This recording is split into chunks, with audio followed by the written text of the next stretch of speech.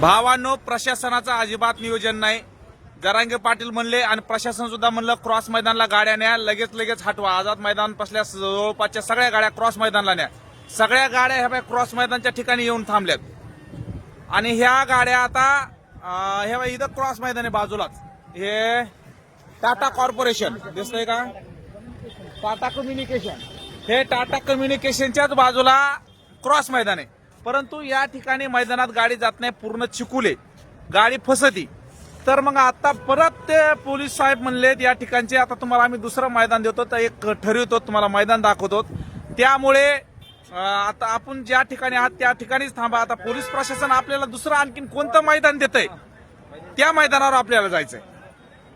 आणि परत हेच पोलीस प्रशासन म्हणतंय मराठा समाज किंवा हे आलेले बांधव सहकार्य करीत नाहीत. आणखीन किती सहकार्य करायचे? 2 मिनिटात गाड्या आणल्या तिथं, 2च मिनिटात सांगितल्याच्या नंतर.